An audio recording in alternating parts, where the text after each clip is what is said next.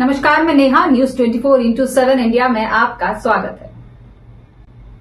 शैक्षणिक गुणवत्ता पर सरकार के दावों का दम कितना है, यह परीक्षा प्रबंधन से देखा जा सकता है। ब्लॉक कांग्रेस के अध्यक्ष प्रभात द्विवेदी ने कहा कि मध्य प्रदेश माध्यमिक शिक्षा मंडल 10वीं व 12वीं की बोर्ड परीक्षाएं 24 फरवरी से शुरू हो गई हैं। इस बार उन्हीं स्कूलों में परीक्षा केंद्र बनाए गए हैं जिनमें शौचालय, पानी एवं बैठक व्यवस्था दुरुस्त हो, सीसीटीवी की व्यवस्था हो। ऐसे दिशा निर्देश हमेशा की तरह इस बार भी है, किंतु वास्तविक धरातल पर इन दिशा निर्देशों का पालन कितना होता है वह अमदरा क्षेत्र में चयनित बोर्ड सेंटर से लगाया जा सकता है। यहाँ पर कुछ विद्यार्थियों को छोड़ दिया जाए तो अधिकतर परीक्षार्थी भूमि पर टाट पट्टी में बैठकर अपने पेपर हल करने के लिए मजबूर है। इससे स्पष्ट होता है कि परीक्षार्थी का ध्यान आकर्षण, एकाग्रता पूरी तरह से भंग हो रही है और उन्हें इस कारण परिणाम की चिंता हो रही है। श्री द्विवेदी ने बताया कि मंडल की ओर से स्पष्ट दिशा निर्देश है कि टाट पट्टी पर या नीचे बैठकर विद्यार्थी परीक्षा नहीं देंगे। संबंधित सेंटर को चाहिए कि बेंच व डेस्क की व्यवस्था करे। सरकार की नुमाइंदों की पवित्र मनसा इस परीक्षा को लेकर के ठीक नहीं है। शासकीय भवन स्कूल होने के बाद भी प्राइवेट स्कूलों को प्राथमिकता देकर बोर्ड केंद्र बनाया जाना निश्चित रूप से चिंता का विषय है।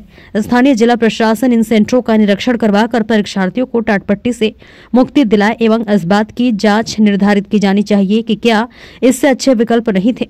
परीक्षा केंद्र बनाए जाने के हिस्से भविष्य में पुनरावृत्ति न हो। गगन पांडे की रिपोर्ट। 10वीं और 12वीं के बोर्ड एग्जाम चालू हैं। कई सेंटरों से ऐसी जानकारी प्राप्त हो रही है कि कई जगह शासकीय विद्यालयों पर कि उनकी व्यवस्थाएं ठीक नहीं, ऐसा कर प्राइवेट विद्यालयों में सेंटर बनाए गए हैं। अंधारा में भी एक ऐसा कोई सेंटर है जहां 10वीं 12वीं के पेपर चल रहे हैं। ऐसे सेंटर मैहर में भी एक शासकीय विद्यालय की वीडियो के माध्यम से जानकारी प्राप्त हुई है कि वहां भी बैठक व्यवस्था ठीक नहीं है, टाट पट्टी में बैठकर बच्चे पेपर दे रहे हैं। निश्चित तौर पर मध्य प्रदेश की सरकार बड़े बड़े दावे करती है।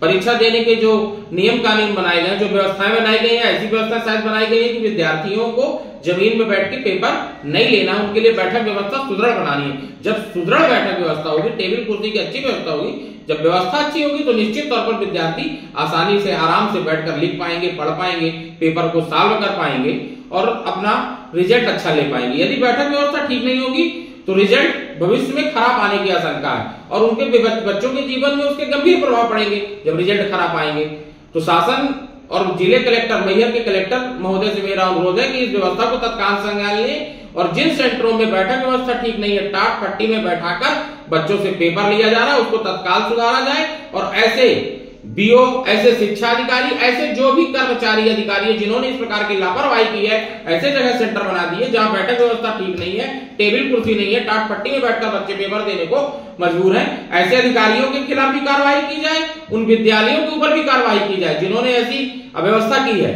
यह मैहर की ब्लॉक कांग्रेस यह व्यवस्था बर्दाश्त नहीं करेगी। ये हमारी सीधी चेतावनी है। यदि इस व्यवस्था में सुधार नहीं किया जाता है तो निश्चित तौर पर मजबूरन हमको छात्र हितों को देखकर ध्यान में सड़क में आना पड़ेगा। संपूर्ण जवाबदारी शासन और प्रशासन की होगी।